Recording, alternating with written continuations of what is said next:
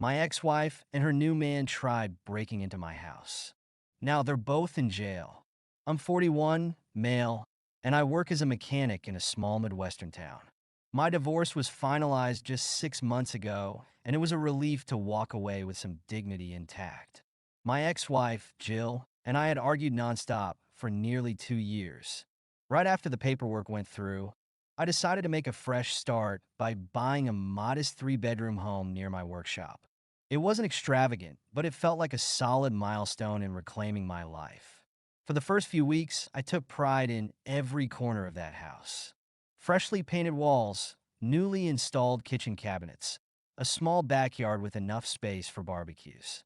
It was my safe haven, a place I could live on my own terms, away from the drama that consumed my marriage. I didn't think I'd ever have to deal with Jill again, aside from a few straggling financial matters. However, strange things started happening. I'd come home from work and notice that certain items weren't where I left them. Nothing huge, but the couch pillows out of place or mail spread across the coffee table. Initially, I thought I was just forgetting where I put things. Then one evening, I found the front door slightly ajar, even though I was locked it that morning. When I mentioned this to a coworker, he joked about ghosts. But something in my gut told me I wasn't imagining it. A few days later, I caught a glimpse of Jill's car parked down the street. It disappeared a moment later, but it was unmistakable. Same license plate, same dent near the taillight. Confused, I tried convincing myself it was just a coincidence. Maybe she was visiting someone nearby. But tension nagged at me, refusing to let go. Jill had always been the entitled sort, convinced the world owed her the best of everything. Her new boyfriend, Jake, from what I heard, shared that mindset, like they were some golden couple deserving of endless perks. During the divorce proceedings, she demanded outrageous sums of alimony, complaining it wasn't fair I'd upgraded my life while she had to start over. The judge didn't buy her story, and she walked away with less than she wanted. I figured that would be the end of her meddling. Clearly, I was wrong. One fateful afternoon, I returned from a busy day at the shop. My usual routine was to let myself in, toss my keys on the kitchen counter, and head for a quick shower. This time, my key wouldn't fit the lock. I tried again, jiggling it carefully, still nothing. My heart pounded with apprehension. I rang the doorbell, and after a tense pause, the door cracked open. Jake stood there, glaring. "This isn't your house anymore," he snapped and slammed the door in my face. I stood on the front porch, stunned, gripping my bag of groceries. Was this some twisted prank? As I processed what had just happened, I heard Jill's voice from inside, telling him to keep me out. Realizing the locks must have been changed, I felt a surge of disbelief and anger. How had they even gotten in? More importantly, what on earth made them think they had the right to take over my property? I pounded on the door, shouting, "Open up, this is my house." Jack cracked it open slightly and sneered. "Not anymore." Then he shoved me back, causing me to stumble off the porch. I heard laughter from inside, and Jill piped up, "Maybe you should have paid me more alimony." The door slammed shut again. Stunned, I stepped backward, nearly tripping over my own feet. My heart raced as I circled around the house, checking windows. Every entry point was locked or barricaded. I peered through the living room window and saw them settling onto my couch, flipping through my TV channels like they owned the place. This was beyond bizarre. It was outright trespassing. But the moment I pulled out my phone to call the police, a chill ran down my spine. Was there a chance this could backfire on me somehow? Could they spin this as me harassing them? Anger won out over caution. I dialed 911, my voice shaking as I explained the situation.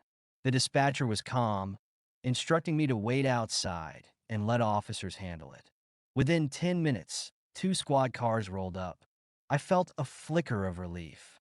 But that relief vanished when Jill stepped onto the porch, hands on her hips, complaining to the officers that I was harassing her in our home. Our home? She'd never even been on the title.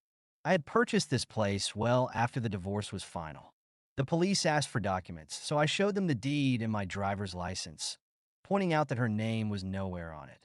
She tried to argue that she had rights due to our past marriage, claiming I had promised her a house. The officers exchanged glances and asked her to provide proof. Of course, she had none. Jake then stepped in, ranting that I had stolen the house from her because of the divorce. It was so absurd, I nearly laughed. But Jake's tone was aggressive, and the cops quickly told him to back off. It looked like things might be resolved peacefully, but Jill's entitled streak flared up. She started screaming about how I owed her better living conditions, that I was cruel to force her onto the streets. Jake threatened to get their lawyer friends involved. Meanwhile, the officers were trying to maintain order. After a few tense minutes, it seemed the police had heard enough. They instructed Jill and Jake to vacate the premises immediately, warning that any further trespassing could lead to arrest. They sulked off to their car, cursing at me and spouting nonsense about revenge. The officer suggested I change the locks, yet again, or hire a security system to avoid future break-ins. I thanked them, feeling a mixture of anger, sadness, and lingering apprehension. I thought that was the end of it. However, just 2 days later, I came home from work to find them both inside again. This time, they had barricaded the front door with a heavy dresser. Looking through the window, I saw boxes. My boxes strewn about, as if they'd tossed my belongings aside to make room for their stuff. Rage bubbled up in my chest. How dare they? I immediately called the police a second time. But when the officers arrived, Jill and her boyfriend refused to come out. They shouted obscenities through the locked door, insisting they had every right to stay. One officer pounded on the door, warning them they were committing criminal trespass. Jake roared back, "We have squatters' rights." I couldn't believe my ears. Squatters' rights typically don't apply to individuals breaking in, changing locks, and forcibly removing the legal owner. Yet they were desperately grasping at any excuse. At that point, the officers requested backup. More squad cars arrived, lights flashing in my quiet neighborhood. Neighbors stood on their porches, murmuring in confusion as the standoff escalated. I felt humiliated, but also determined. I refused to let these two con artists push me around in my own home. Eventually, the police gained entry through a side window with the help of a locksmith I'd called. Inside, they found Jill and her boyfriend barricaded in the master bedroom, hurling personal insults at the officers. After a tense half hour, both of them were forcibly removed from the property in handcuffs, ranting about how unfair it all was. Jill shouted over her shoulder, "I'll see you in court. You can't get away with this." Jake spat accusations that I'd bribed the cops. Meanwhile, I stood in my front yard numb. Nothing felt real. This was like a scene out of a twisted TV drama. That night, I spoke at length with a local prosecutor. They confirmed I had grounds to press criminal charges for trespassing and breaking and entering. On top of that, there could be charges related to assault or harassment if I chose, especially since they physically shoved me off my own porch. I remember exhaling a shaky breath. Part of me wondered if I was overreacting, but the other part realized they wouldn't stop unless I fought back legally. So I pressed charges. The next week was a whirlwind of legal paperwork. I had to provide the deed, proof of purchase, plus sign affidavits describing how they broke in and changed the locks. The prosecutor's office compiled it all with assistance from the police reports. Jill's prior angry outbursts also didn't help her case. Then, to top it off, Jake had a string of petty crimes in his past, from vandalism to credit card fraud. It looked like a slam dunk case from a legal standpoint.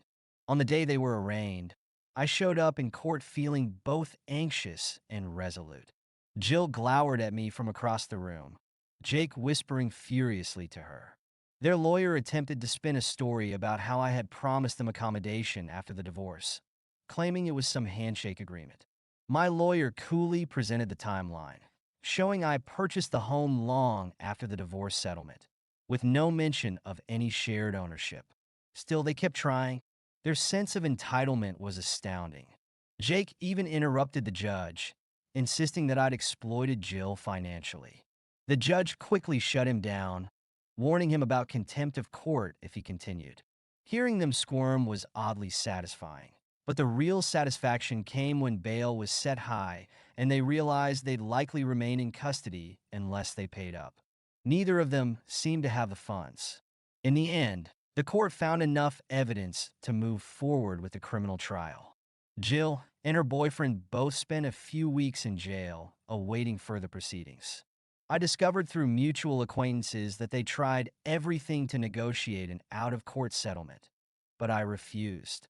I was done playing nice. The day they pled guilty to avoid a harsher sentence, I felt a weight lift off my shoulders. They receive a combination of probation, fines, and longer jail time for Jake due to his criminal record. Walking out of the courthouse that evening, I was exhausted but strangely at peace. I'd had doubts about pressing charges, worried it might make me look vindictive or escalate tensions. But in the end, I realized they left me no choice.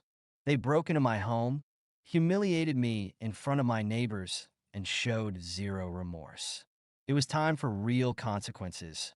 Back at the house, I finally replaced every lock and installed a robust security system.